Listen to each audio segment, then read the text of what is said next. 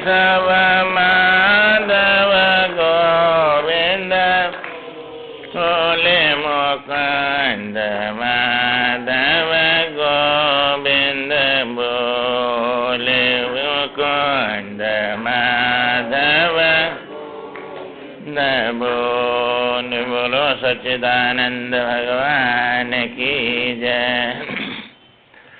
वशिष्ठ जी महाराज कहते हैं, हे राम जी, शास्त्र के अनुसार सत्कर्म करने की प्रेरणा पुरुषार्थ से भिन्न प्रारब्ध का खंडन तथा पौरुष की प्रधानता का प्रतिपादन कर रहे हैं। हे रघुनंदन, जैसे नील पीत आदि भिन्न भिन्न रंगों की अभिव्यक्ति प्रकाश ही मुख्य कारण होता है, सूर्य से सब रंग निकलते हैं। ये जितने भी रंग हैं लाल पीले सब सूर्य से बनते हैं।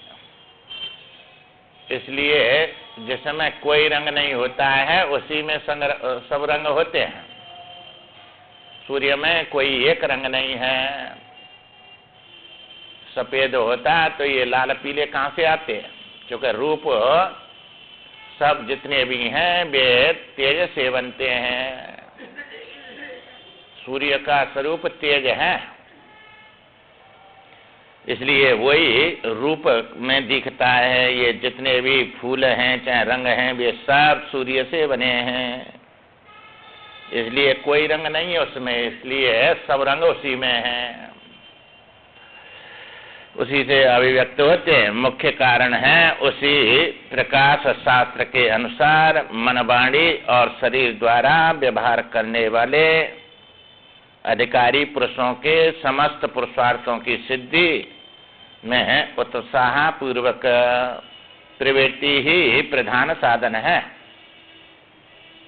जब जीव समझ लेता है हमारा कल्याण इससे होगा तो उसमें बड़ा उत्साह होता है उस कार्य को करने के लिए,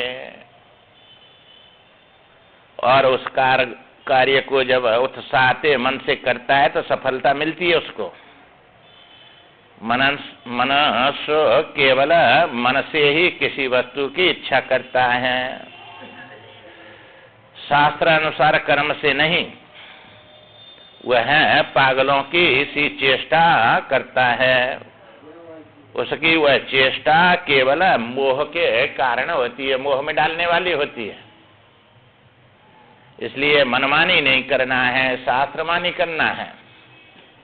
जितनी भी चेष्टा है, चेष्टा माने अब तुम्हारी प्रवृत्ति व्यवहार, तो ये जो है बर्तन, इसी को विवर्त कहते हैं। तो ये सब जो है मनमानी ये अधोगति में मोह में डालने वाली होती हैं, पुरुषार्थ को सिद्ध करने वाली नहीं होती। क्योंकि मनुष्य जैसा प्रयत्न कर्म करता है वह वैसा ही फल भोगता है। जो ये कहते हैं कि देववश फल विपरीत हो जाता है, ईश्वर फल को विपरीत कर देता है, तो उनका वो कथन ठीक नहीं है। क्योंकि अपना पूर्व कर्म ही फल देने में के लिए उन्मुख होने पर देव कहलाता है। कोई अपनी तरफ से कोई देव नहीं है जो तुमको विपरीत फल दे, वो तुम्हारे कर्म के अनुसार फल देगा। और ये भी मान्यता है सब, क्योंकि फल देने वाला तुम्हारे अंदर ही बैठा है, वो सब जानता है किसने क्या किया है, उसके अनुसार वो फल देता है। तो तुम्हारा कर्म ही फल देता है। कोई का हुआ नहीं सुख दुख कर दाता, निजकृत कर्म भोग सब भ्राता, ये सब श्रुतियां बोलती हैं। कर्म प्रधान विश्व कर राखा, जो जैसा करे सो तैसा फल चाखा। जैसा करता है ऐसा फल उसको उस कर्म के अनुसार मिलता है, परंतु कर्म फल नहीं देता है, चेतन फल देता है। इसलिए ईश्वर मान्यता में आता है। तुमसे अलग कोई ईश्वर नाम की वस्तु नहीं है, वो प्रकृति है। और वही प्रकृति कर्म करती है और वही फल देती है, फल भी वही भोगती है। प्रकृति भोग रही है, कर्ता भोगता प्रकृति है, वो है बुद्धि। तो तुम्हारी बुद्धि कर्म करेगी और बुद्धि भोगेगी। बुद्धि के बिना न कोई कर्म होगा न कोई भोग भोगा जाएगा। ज्ञान में ही कर्म होते हैं, ज्ञान में ही भोग होते हैं। ज्ञान है तुम्हारे पास सतोगुण बुद्धि, चूंकि जीव भी नहीं करता है कर्म, आत्मा तो करेगा कहां से? चेतन अमल सहज सुकराती ईश्वरांश जीव विनाशी। ये तो चेतन है, अमल है, इसमें न कोई पाप है न कोई पुण्य है और न कोई दुख है किसी प्रकार का, और न मृत्यु है, अविनाशी है। और चेतन है, अमल है, कोई मल है ही नहीं उसमें। ये बुद्धि से तादात्म्य करके और बुद्धि के कर्मों को और भोगों को अपने मान लेता है, ये मान्यता अज्ञान है। इसलिए जो है वो जैसा करेगा ऐसा उसको भोगना पड़ेगा। उससे अतिरिक्त देव नाम की कोई वस्तु नहीं है, कोई दिखाई नहीं देती। तो पुरुषार्थ दो प्रकार का होता है, एक शास्त्र अनुसार पुरुषार्थ पुण्य कर्म बोला जाता है, और दूसरा शास्त्र विरुद्ध पाप कर्म। ये दोनों जो शास्त्र विरुद्ध और पुरुषार्थ हैं वह अनर्थ का कारण होता है। ये जो शास्त्र से विरुद्ध करते हैं वो सब अनर्थ ही करता है, और शास्त्र अनुमोदित होता है कि ऐसा करो और ऐसा मत करो। दो ही बात बताता है शास्त्र, चूंकि जैसा चाहते हैं तुम सुख, तो सुख ऐसा करने से मिलेगा, और दुख नहीं चाहते तो ऐसा मत करो, तो उससे तुमको दुख नहीं प्राप्त होगा, और ऐसा करेंगे तो तुमको जो है सुख प्राप्त होगा। इसको पुरुषार्थ वस्तु की प्राप्ति में कारण है। इसलिए पुरुष के शास्त्रीय प्रयत्न से तथा साधु पुरुषों के संग से ऐसा उद्योग करना चाहिए कि इस जन्म का पुरुषार्थ पूर्व जन्म के पौरुष प्रारब्ध को शीघ्र जीत ले। चूंकि दुख पा रहा है तो पहले कर्म से पा रहा है, और उसको अब पुरुषार्थ करके उसको जीत लेगा। चूंकि ये बता रहे हैं ना, भेड़ होती है, भेड़ का जो मेढ़ा होता है, और वो जो है दोनों लड़ते हैं। पुरुष दो है भेड़ में, पुरुष जिसको बोलते हैं, तो वो ऐसे होते हैं कि अपने सिर को दूसरे के सिर में दो पैर से खड़े होके और मारते हैं। बड़ा मजबूत होता है उनका सिर, हटते नहीं है वे। परंतु किसी के घाव हो जाए कि दुख हो तो वो पीछे हट जाता है। तो जिसमें ताकत है उसने उसको जीत लिया। इसी प्रकार तुम्हारी प्रारब्ध में ताकत है तो पुरुषार्थ को नहीं चलने देगी, पुरुषार्थ को जीत लेती है और अपने उसी में डाल देती है। और तुम्हारे पुरुषार्थ में ताकत है तो तुम्हारे प्रारब्ध को जीत लेगी, उसको नष्ट कर देगी। परंतु ये प्रारब्ध भी तीन प्रकार की होती है। एक प्रारब्ध बोलते हैं, वो सामान्य है, स्वाभाविक जा रही है। एक तीव्र प्रारब्ध होती है और एक तर तीव्र प्रारब्ध होती है। ये तीन प्रकार की हैं। इसलिए सामान्य प्रारब्ध को सामान्य पुरुषार्थ से जीत सकते हैं। इसलिए जो है और विशेष प्रारब्ध है उसको विशेष प्रकार का पुरुषार्थ करना पड़ेगा, क्योंकि जो कर दिया कर्म वो तो इतना ही रहेगा। तुम्हारा पहले जन्म का जो कर्म है वो ये प्रारब्ध बन के आया है, उसको न घटा सकते न बढ़ा सकते, वो तो इतना ही रहेगा। परंतु तुम्हारे साथ में पुरुषार्थ में ताकत है, उससे ज्यादा कर देंगे, उस प्रारब्ध से ज्यादा पुरुषार्थ कर देंगे तो वो दब जाएगा, मिट जाएगा। कहे मुनि साहिबंत सुने जो विद लिखा लिलार, देव धनुज नर किन्नर कोई न मेटना हारा। तो ये नारद जी ने हेमंत से जब माता पार्वती का वो देखा ज्योतिष से, तो कहा कि इसको ऐसा पति मिलेगा। अब घबरा गए माता पिता हुए तो कहा महाराज इसको जो है ऐसा बताओ, ऐसा ये तो सब जो है बड़ा, तो मेरी पुत्री इतनी सुंदर और इतनी, और इसको ऐसा पति मिलेगा। घबरा गए। तब नारद जी ने कहा सुने हेमंत, कहे मुनीष सुने, हेमंत सुने, जो विद लिखा लीला, देव धनुज नर किन्नर कोई न मेट नहार, कोई नहीं मेट सकता, ऐसा होगा ही होगा। फिर जो है वे नारद जी फिर कहते हैं, वे कहते हैं फिर जो तप करे कुमार तुम्हारी भावी मेट सके त्रिपुरारी। हाँ, कि वह अब इसमें भी तुम्हारी पुत्री जो है तपस्या करेगी तो त्रिपुरारी जो है वे महादेव मिट देंगे इसको। इसलिए देव पर नहीं मिटेगा, किन्नर पर नहीं मिटेगा, मनुष्य पर नहीं मिटेगा, पर महादेव मिट देगा। महादेव है वो। जो तप करे कुमार तुम्हारी भावी मिट सके त्रिपुरारी। और ये जो ये लक्षण है सब शिव में ही घटते हैं, और शिव से शादी हो जाएगी, इसको पति मिल जाएगा तो सब अवगुण गुण बन जाएंगे, इसलिए सब प्रकार से सुखी हो जाएगी। तो प्रारब्ध में तुम्हारी में जो है इतनी ताकत नहीं है जितनी पुरुषार्थ में है। पुरुषार्थ करो, जो मिल गया तुमने कर दिया वो तो भोगना ही पड़ेगा, इतना है ही है, परंतु उसको मिटाने में तुम्हारे जो अनुकूल नहीं है तो मिटा सकते हैं। मंत्र महामन विषय व्याल के मेट कठिन कुअंक भाल के, ये सब श्रुतियां हैं। तो कुअंकों को ये महामंत्र मिटा देता है और तुमको सुखी सोमा पहुंचा देगा, पर करना पड़ेगा। जो तुम्हारे प्रारब्ध है उसे तो घटा बढ़ा नहीं सकते, पर पुरुषार्थ तो कर सकते हैं तुम, ये तुम्हारे हाथ में। अब पुरुषार्थ न करके प्रारब्ध से जुड़ जाता है। अर्थ और काम को प्रारब्ध कहते हैं, अर्थ और काम, और धर्म और मोक्ष को पुरुषार्थ कहते हैं। ये दो तुम्हारे हाथ में, दो ईश्वर के हाथ में, कर्म के हाथ में। उसी को देव कहते हैं, विधि कहते हैं, विधि जो लिखा लीलार। तो अब विधि माने ये विधि तुमने करी, कर्म करे और विधि पूर्वक, उसका नाम विधि है। वही जो है फल देता है, उसके अनुसार फल मिलता है।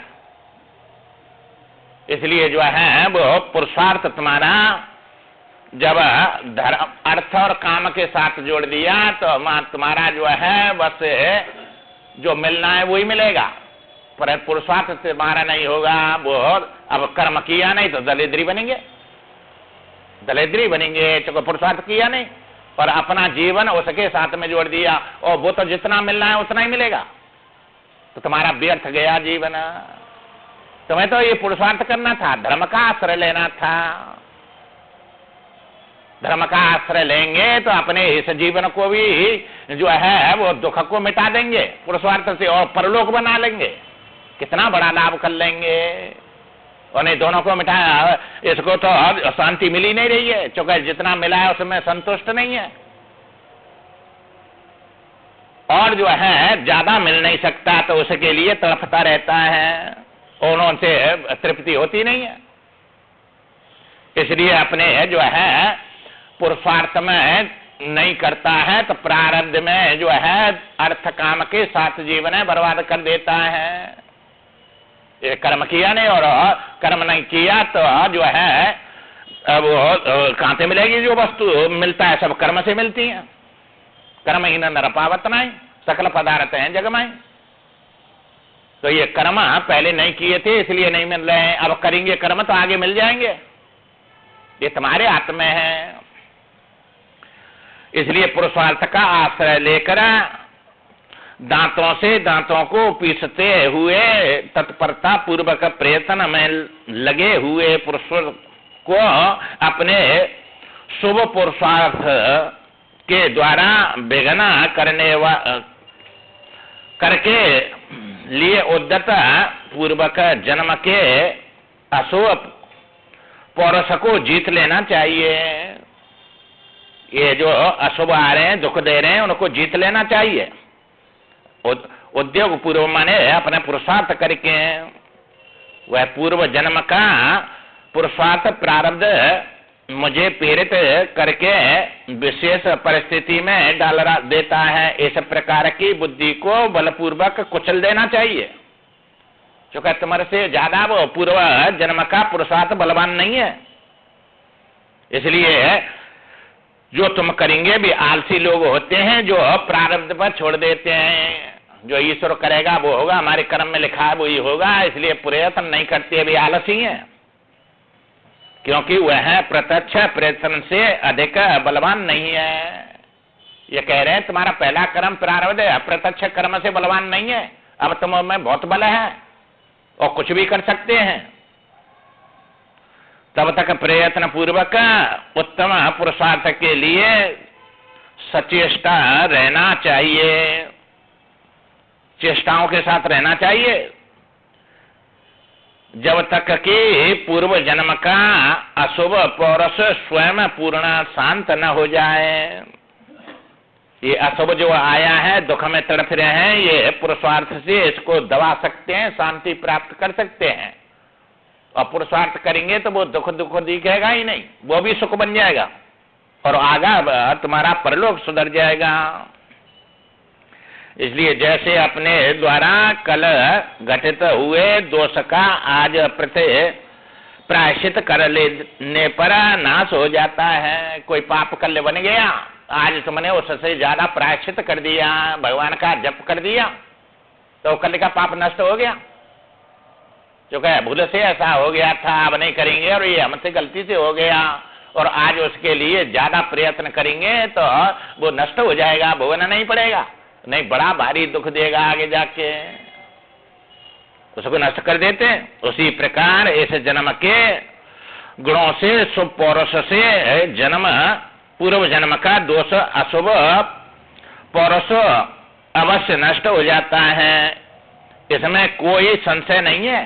क्योंकि ये शास्त्र कह रहे हैं, महापुरुष कह रहे हैं, कोई बनावटी बात नहीं है। ये मन में अपने में दृढ़ निश्चय कर लिया, क्योंकि जो मिला है वो तो मिला ही है, वो कमति बढ़ती कर नहीं सकते, परंतु अपना उसको तुम जो है सुखपूर्व बना सकते हैं और आगे के लिए सुख कमा सकते हैं। ये दोनों काम तुम्हारे हाथ में कर सकते हैं। इसलिए जो है विशुद्ध एवं पुष्ट हुई बुद्धि के द्वारा तिरस्कृत करके संसार सागर से पार होने के उद्देश्य की सिद्धि के लिए अपने भीतर देवी संपत्ति का संग्रह के निमित्त सदा यत्न करना चाहिए। ये आसुरी संपत्ति को नहीं आने देना चाहिए। मारो काटो खाओ पियो बस यही मौज है, ये आसुरी संपत्ति है सब। आपने भजन ध्यान करने हैं, हमें महापुरुष चले उस मार्ग पर चलना है, एक एक क्षण बड़ा अमूल्य जा रहा है ये, और भगवान का भजन करना है, सत्संग करना है, साधुओं का संग करना है, असाधुओं का नहीं करना है।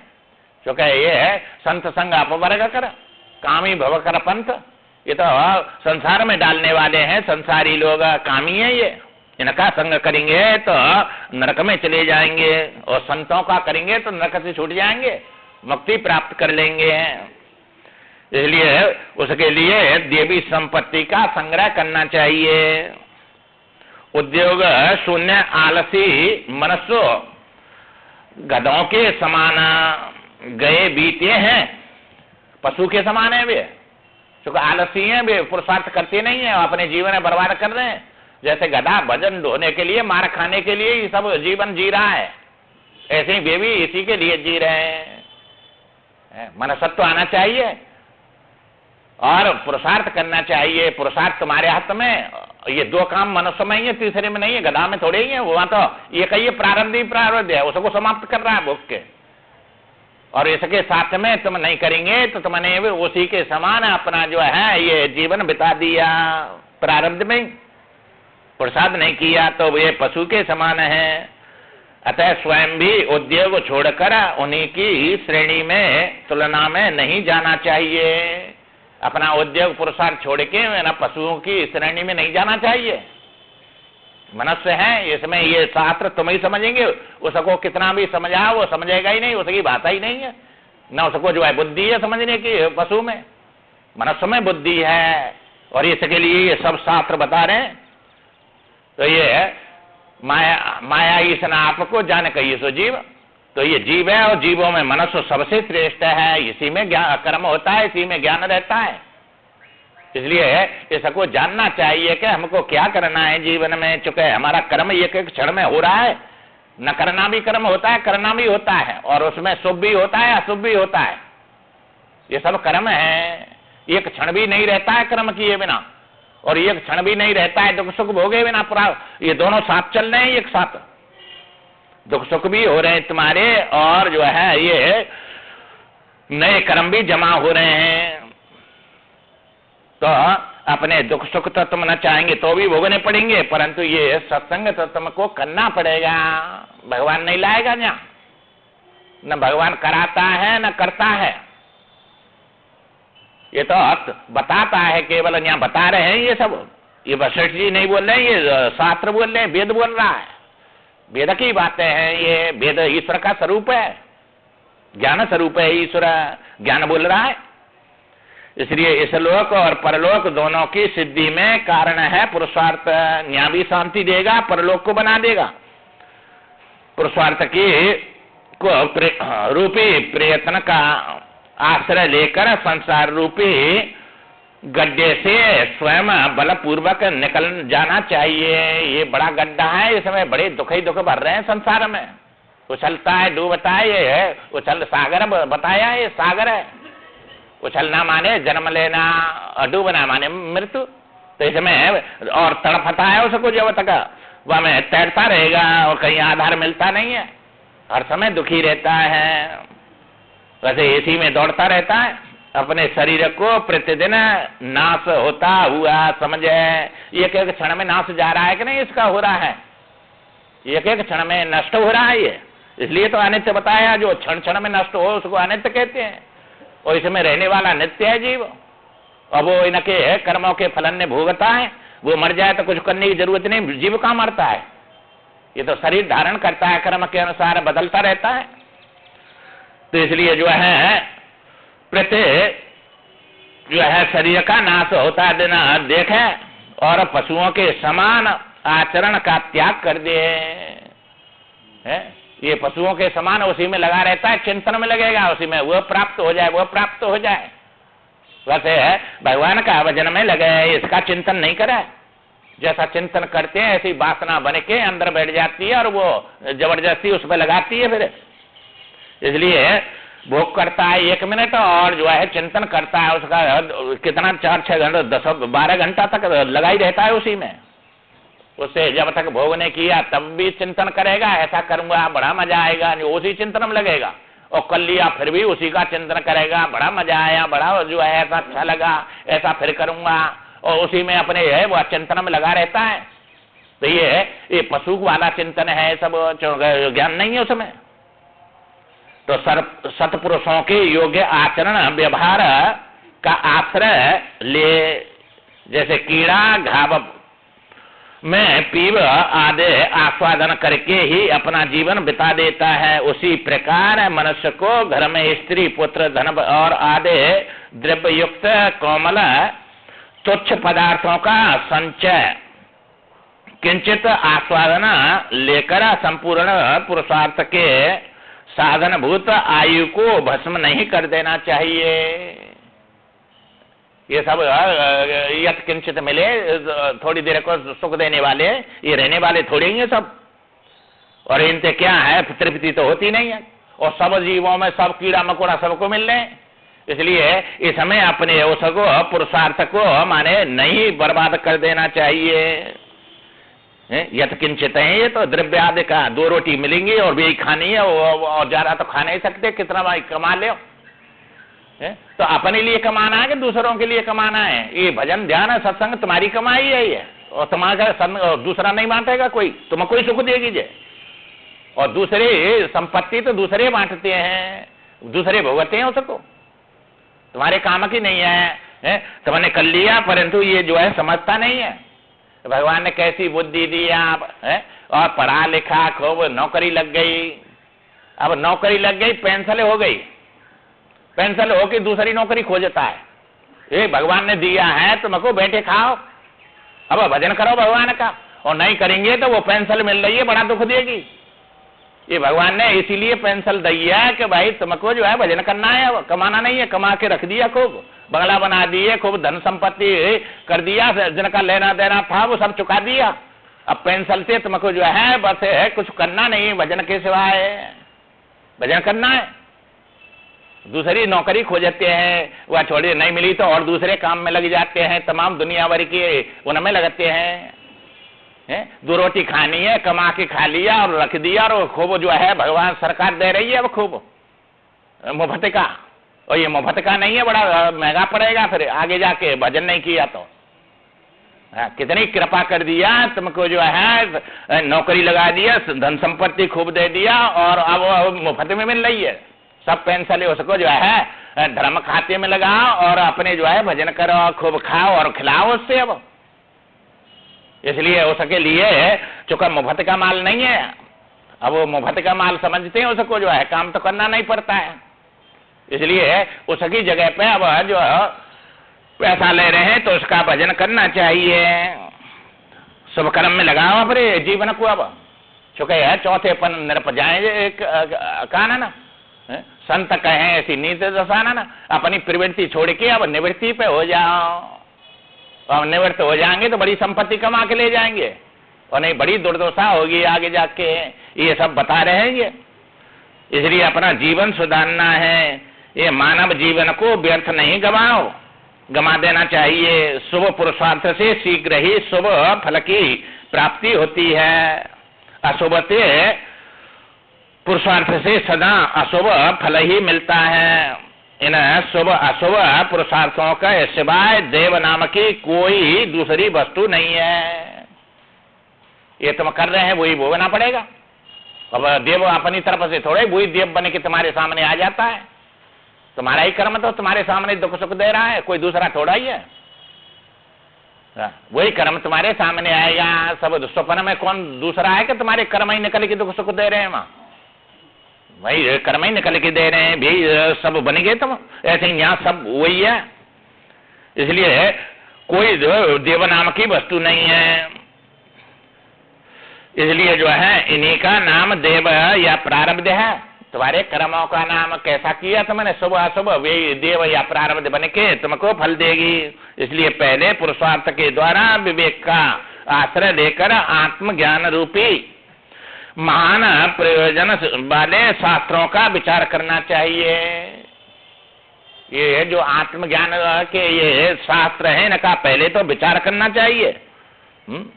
इनका विवेक पूर्वक पुरुषार्थ द्वारा क्या कह रहे हैं हमारे शास्त्र, और इसमें महापुरुष लगे सब छोड़ छाड़ के तो अच्छा रास्ता है इसलिए गए सब है। उनके पास क्या कमी थी, राजपाटन छोड़ छाड़ के और सब जन्म लेके पढ़े लिख के सब ये व्यास जी या ये वशिष्ठ जी इन्होंने कहा दूसरा काम किया, नौकरी करी कि कहीं जाके मेहनत मजदूरी करी, सब शास्त्र वेद पढ़ के भजन ध्यान किए इन्होंने। ये अच्छा रास्ता है तब तो किए इन्होंने।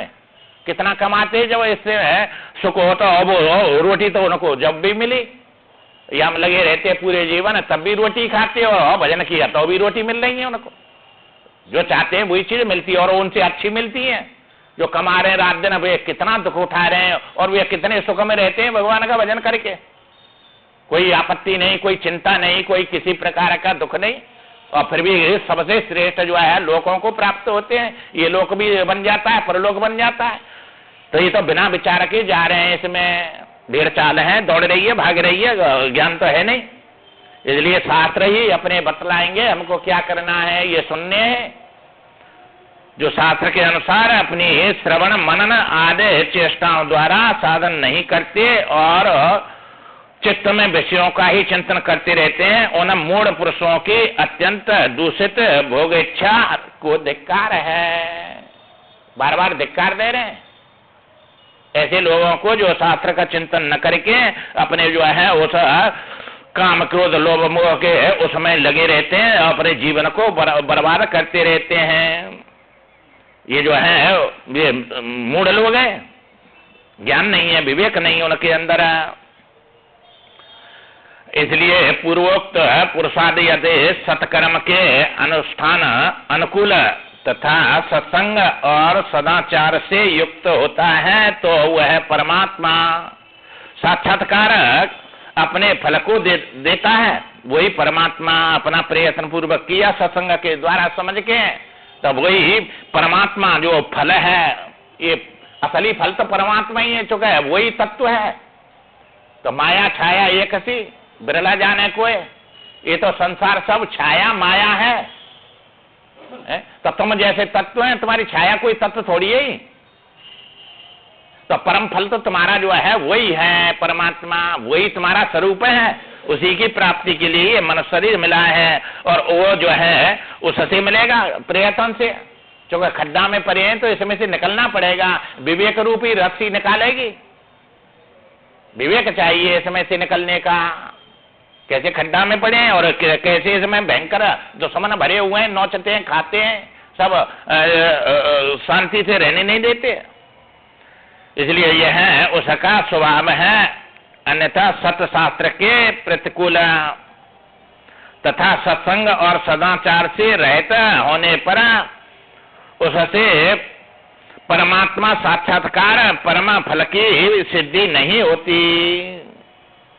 जब तक सत्संग नहीं करेंगे, सतमार्ग पर नहीं चलेंगे, सत्पुरुषों का संग नहीं करेंगे, तब तक उस फल की प्राप्ति नहीं होगी जो तृप्त करने वाला है।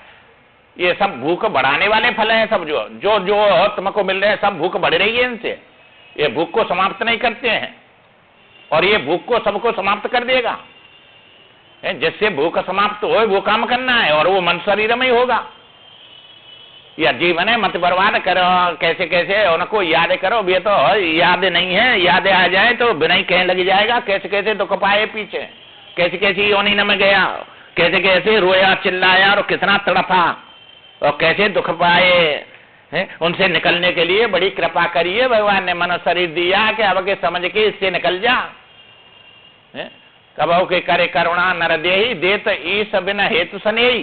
तुम्हारे दुख सुख हेतु से आ रहे हैं, पर मनुष्य शरीर करुणा करके दिया है, भगवान ने दया करके दिया है। इसलिए सब व्यर्थ में बर्बाद मत करो इसको जो है। इसके द्वारा अपने शास्त्र अनुसार पुरुषार्थ के द्वारा मंगल आदि सद्गुणों द्वारा पुरुषार्थ करने से परम पुरुषार्थ रूप परमात्मा का साक्षात्कार प्राप्त होता है। इस प्रकार प्रत्यक्ष देखी हुई, अनुभव में आई हुई, सुनी हुई और साधनों द्वारा जो है ये प्राप्त की हुई परमार्थ वस्तु को जो लोग देव के अधीन मानते हैं उनकी बुद्धि कुत्सित है, बुद्धिमान नहीं है वे। क्योंकि ये सब जितना भी है वो सब देव के द्वारा माने अपने कर्म से ही प्राप्त हुआ है, साधन से नष्ट भ्रष्ट हो गए हैं। वे साधन नहीं करते हैं और उसी में अपने जीवन को बिता देते हैं। निरंतर कल्पित क्रीड़ाओं में खेल कूद के कारण अत्यंत चंचलता पूर्वक बाल्यावस्था के व्यतीत हो जाने पर जब दुखी और गुरुजनों की सेवा में समर्थ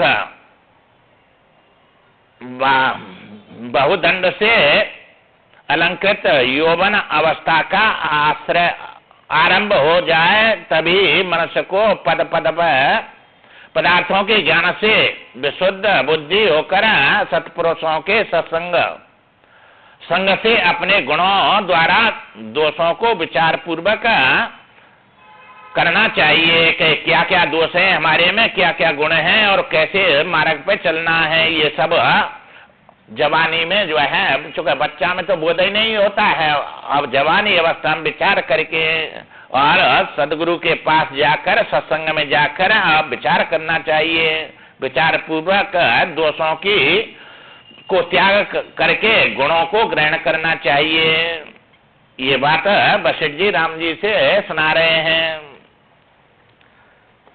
गोता मारा सिंधु में मोती लाए बैठे, वह क्या मोती पाएगा, रहा किनारे बैठे। तो किनारे पे बैठने से मोती नहीं मिलते हैं, ये तो सिंधु में जो है गोता मारना पड़ेगा। ये शास्त्र सब सिंधु में, और इसमें बड़ा गहरा जो है संपत्ति वो गूढ़ भरी हुई है, इसमें अंदर जाना पड़ेगा, तब इनका अर्थ प्राप्त होगा। जो तत्व है, एक विचारणीय बात है। देखिए रूप नाम आधीना, चूंकि रूप और नाम दो वस्तु होती हैं। अब रूप देखना है तो पहले नाम तुमको पता होना चाहिए उसका। नाम तुम्हें याद नहीं और रूप देखना चाहें तो सवेरे दतिया में घूमो, कोई नहीं बताएगा, और नाम होगा तो बता देगा, वो तो वहां रहता है उसमें, वहां चला जा, नामते मिल जाएगा। नाम के अधीन रूप आता है, रूप के अधीन नाम नहीं है। चूंकि रूप जो है ये तेज से बनता है और नाम आकाश का गुण है और रूप तेज का गुण है? तो ये है सुमरिय नाम रूप बिन देखे, आवत हृदय स्नेह विशेष, गुरु नाम ही देते हैं और उसके अनुसार रूप आ जाता है अपने आप परमात्मा का। इसलिए रूप बदलता है, नाम बदलता नहीं है। नाम एक होता है, रूप अनेक होते हैं। परमात्मा एक है और उसके रूप अनेक है। नाम एक है, सोना एक है और आभूषण बदलते जाएंगे, रूप अनेक बनते जाएंगे उसमें। कभी अंगूठी बना दिया, हार बना दिया, कभी कुंडल बना दिया, ये रूप बदले क्या? वो सोना बदला, सोना एक है, रूप बदले, रूप बदलते हैं और जो है नाम नहीं बदलता है। इसलिए जो है नाम को पकड़ो। ईश्वर एक है, उसके अनेक नाम हैं और नाम निराकार होता है और रूप आकार होता है। इसलिए नाम रूप में फंसे हैं तो नाम रूप से ही निकलेंगे। भाई जैसे में फंस गए तो अब लोहा काटना है तो वो माटी से कटेगा कि जल से कटेगा कि लोहे से ही कटेगा? लोहे से ही लोहा कटेगा। इसी प्रकार नाम रूप में फंस गए, नाम रूप से ही निकलेंगे। इसमें से जिसमें फंसे हैं उसी के द्वारा निकलेंगे। इसलिए जो है आकार में फंस रहे हैं इसमें। तो ये आकार और गुण, इसी को निर्गुण निराकार आत्मा परमात्मा कहते हैं। निर्गुण निराकार में पहुंचना है और आकार और गुण को पकड़ के ही पहुंचना है, उसके बिना पहुंचेंगे नहीं। तो यहाँ विचार करना है। जो नाम निराकार है और रूप आकार है। नाम कुछ भी वस्तु का रख लियो, इसलिए वस्तु जो है निराकार नाम है। कितने भी नाम रख लियो वस्तु के, तत्व तो एक ही होता है। इसलिए जो है रूप तेज का और नाम आकाश का तत्व है, गुण है। रूप के साथ जड़ रहता है और नाम के साथ में चेतन रहता है। इसलिए नाम जो है ये चेतन पक्षपाती है और रूप जड़ पक्षपाती है। तो रूप में जो है अब ये मायक है, रूप है, पर यह मायक को जानने वाला या मायक कहेगा वो चेतन है, क्योंकि उसके साथ नाम है। ये मायक थोड़ा ही अपना नाम जानता है। तुम जानते हैं, तुम इसे मायक को जान दे तो चेतन तुम्हारे पास में है कि या रूप के साथ में? नाम के साथ में चेतन रहता है, रूप के साथ में जड़ता है। इसलिए तुम जो है नाम को पकड़ो, नाम के साथ चेतना, नाम अर्थ होने में जो है अपना जोड़ देता है, अर्थ होने में जोड़ देता है नाम। क्योंकि नाम के साथ में नाम ही रहता है और वो जो है तुम्हारा बोलना मिथ्या हो जाएगा, परंतु बोलने वाला मिथ्या नहीं हो सकता। गोपियों ने कहा तुम जो है बता रहे हैं, ये सब उपदेश दे रहे हैं, तुम्हारा कहना जो है सत्य भी हो सकता है, मिथ्या भी हो सकता है, परंतु हमारे तुम कहने से नहीं, हम तुम जो बोल रहे हैं कहने वाले से हम प्रेम करते हैं, तुम्हारे कहने से प्रेम नहीं कर रहे हैं। तो कहने वाला जो है चेतन है कि वो कह रहा है, वो तो झूठ भी हो सकता है। तो बाजीगर सत्य है कि बाजीगर के बनाए हुए सत्य हैं सब? ऐसे ही तुम्हारा बोलना सत्य होगा या झूठा होगा, परंतु बोलने वाला सत्य झूठा नहीं होता है कभी। बोलने वाला सत्य होता है तो बोलने वाला नाम है, और नाम के साथ में चेतन है। तो चेतना कभी जो है जड़ हो नहीं सकता, जड़ कभी चेतन नहीं हो सकता। इसलिए जो है ये अर्थ होने में नाम बल देता है। तो बोलना झूठा हो सकता है, बोलने वाला नहीं हो सकता। नाम वक्ता को सिद्ध करता है। शब्द की डोरी पकड़ के और चेतन की तरफ चलना है। ये तुम्हारा शब्द कहां से निकल रहा है? शब्द जहां से उठ रहा है वहां चेतन से उठेगा, जड़ से शब्द थोड़े ही उठेगा। अब हम चेतन है तब तो हमारे मुख से शब्द निकल के तुम्हारी कान में जा रहा है। ये मायक में से थोड़ा ही निकलेगा, मायक शब्द थोड़ा ही बोलेगा। तो चेतन के सारे शब्द रहता है और शब्द से सृष्टि है सब। तो ये शब्द कहां से? वाणी से बोल रहे हैं, मुख से बोल रहे हैं। मुख में वाणी है, और वाणी कहां से? क्या है? संकल्प तुम्हारा मन में से आ रहा है, और मन कहां से आ रहा है? कि हृदय में से निकल रहा है।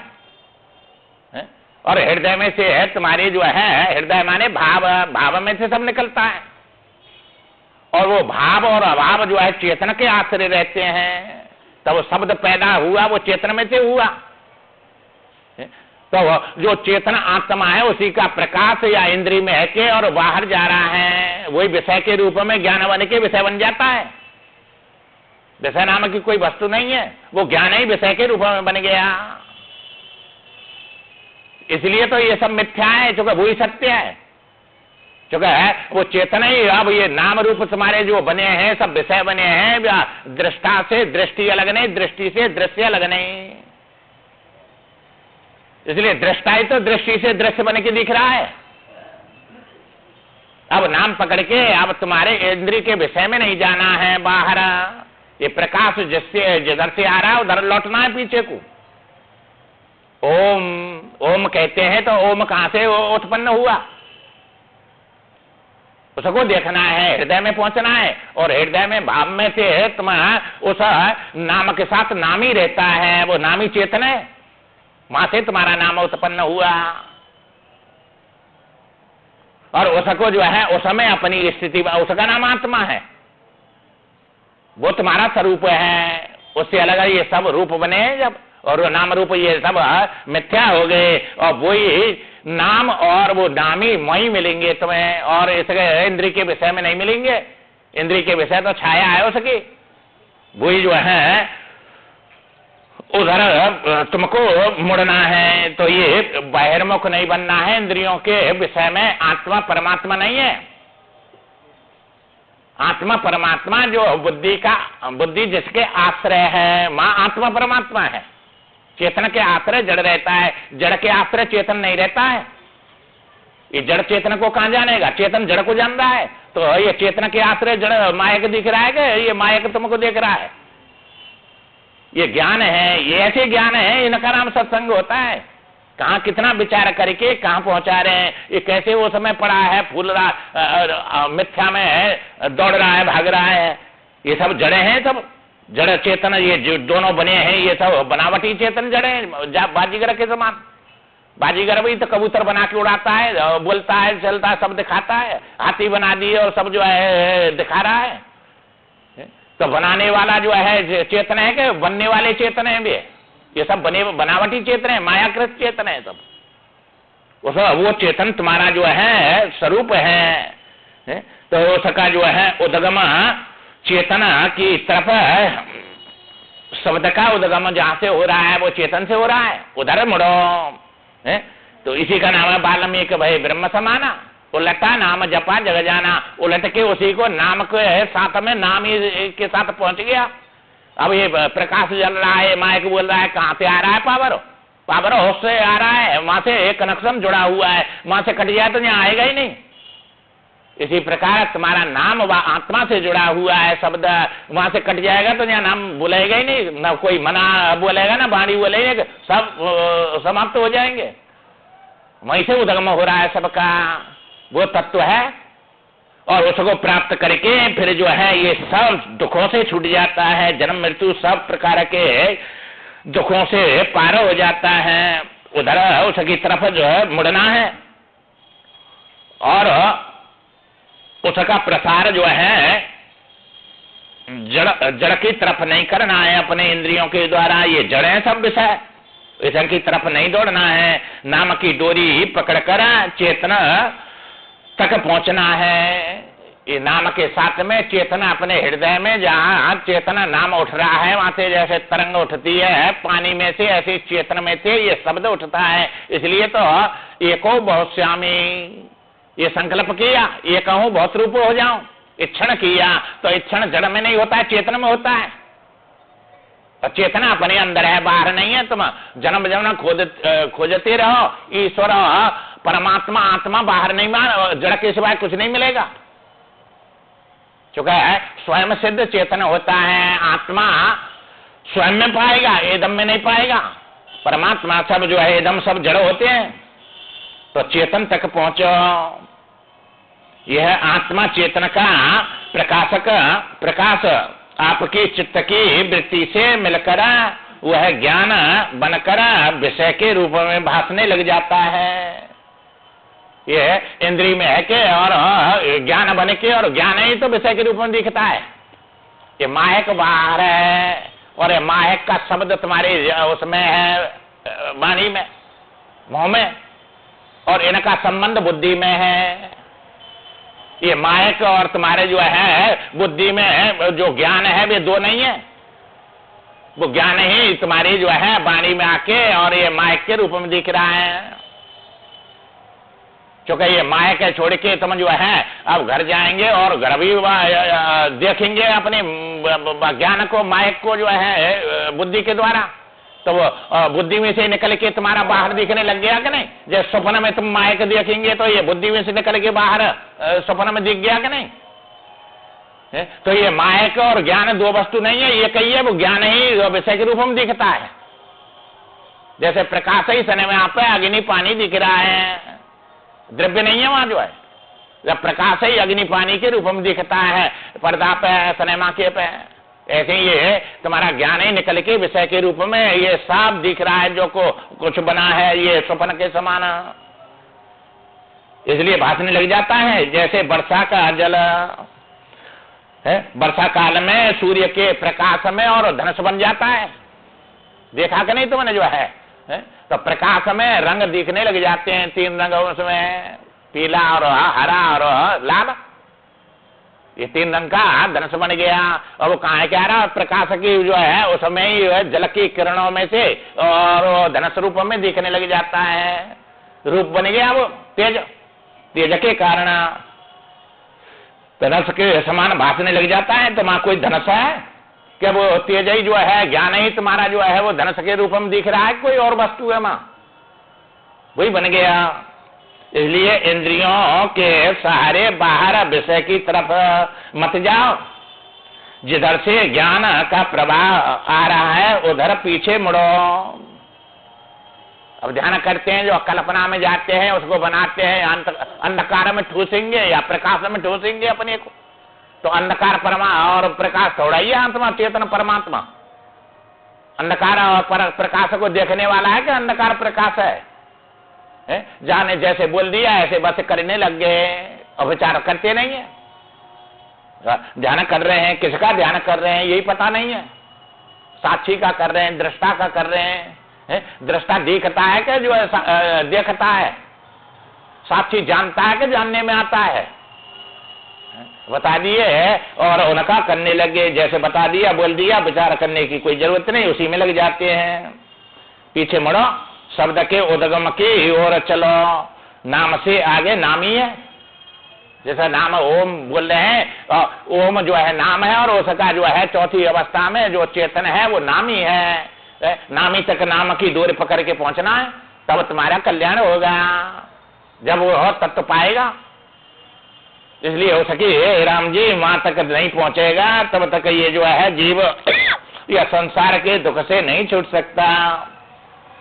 उस नामी से एक करके अपने को एक करो, उसमें कलेश कर्म आशाएं नहीं है, न किसी प्रकार का कलेश है उसमें। ये 5 कलेश हम फता के नहीं, अविद्या अस्मिता राग द्वेष अभिनिवेश में, ये सब जो है इधर है कि उधर है, ये उसमें कोई नहीं है। किंचित आनंद स्वरूप, सत है, चेतना आनंद स्वरूप है। और उससे हटके और ऐसा दुख में और असत में और दुख में और ये जड़ में फंस गए। अब इस समय शांति सुख मिलेगा नहीं, चुका होता तो मिलता है इसमें, आनंद तो उसी के साथ है। इसमें आनंद कहाँ है, दुख ही दुख है इसमें तो। इसलिए जो है उसमें ये नहीं है, वही आनंद स्वरूप आत्मा है, वही अविद्या में फंसा हुआ पुरुष आत्मा ही है। ये पुरुष वो प्रकृति बोला जाता है, वो अविद्या में फंसा हुआ जो तुम अपने को ये पुरुष मानने या शरीर मानने या जीव मानने, वही आत्मा ही अविद्या के कारण फंस गया है इसमें। अब इसमें निकालना है विद्या के द्वारा, सत्संग के द्वारा निकलेगा। तुम कोई मामूली सत्ता नहीं है, सब सत्ता तुम्हारे से ही सिद्ध हो रही है। तुमसे बड़ा कोई दुनिया में है नहीं, और तुमसे बड़ा कोई सुखी नहीं है, तुमसे बड़ा कोई सत्य नहीं है, तुमसे बड़ा कोई चेतन नहीं है। ऐसे अपने स्वरूप को भूलकर और कैसे खड्डा में पड़ के दुखी हो रहे हैं, वही आत्मा है। तो उसी जो है वही अपना आपा है, उसे कारण न मान समझना अज्ञान है। यह संसार का कारण वही है, क्योंकि श्रुति अपना वेदांत जो है चेतन को कारण मानती है। चेतन से अलग सब जड़ कारण हो नहीं सकता। तो तुमने किसी ईश्वर को मान लिया, ब्रह्म को मान लिया, या किसी को कर्म को मान लिया, या किसी को भी मानेंगे, वे सब जड़ ही सिद्ध होंगे। इसलिए अपने से अलग कारण मानते हैं और अपने को कार्य मान के दुखी सुखी पड़े। जब तक उसको नहीं जानेंगे तब तक ये संसार के या दुख से पार नहीं हो सकते। ये अपने से अलग किसी को कारण समझना, ये जो है ये अज्ञान है। अब ये कारण श्रुति इसलिए चेतन को बताती है कि दूसरे कारण सब जो है सिद्ध नहीं होते हैं, दोष आते हैं उनमें सब में। इसलिए चेतन को कारण बताती है। नहीं, वो चेतन कारण भी नहीं, कार्य भी नहीं किसी का।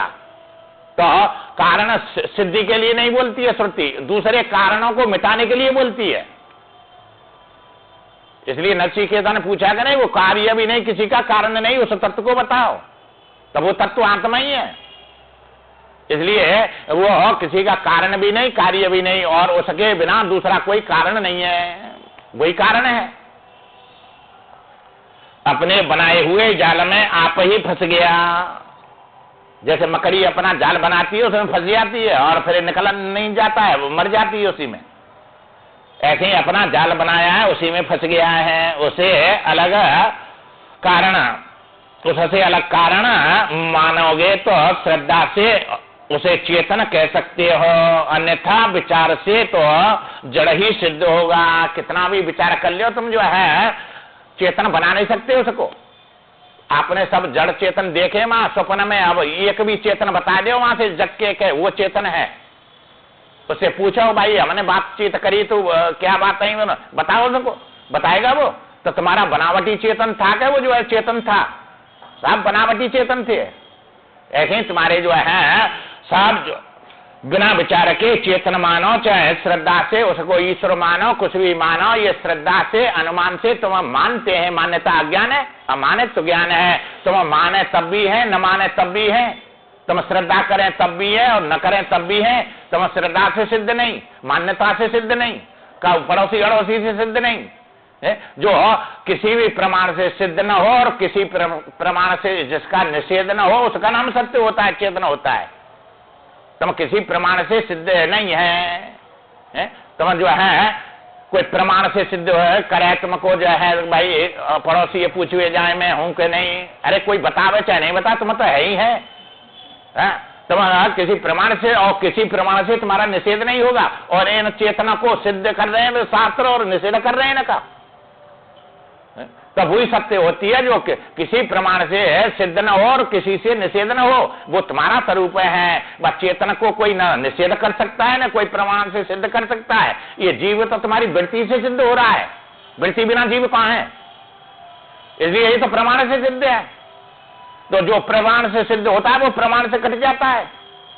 इसलिए ये वास्तव में सत्य नहीं है। जब जीव सत्य नहीं तो इनके बनाए हुए ये जगत और ईश्वर और सब जो है सिद्ध कैसे होंगे। इसलिए हे राम जी, तुम्हारे सिवाय कोई भी जो है सत्य वस्तु नहीं है। इसलिए अपने स्वरूप को उसको जानो और उसको जानकर तुम जो है आनंद स्वरूप है।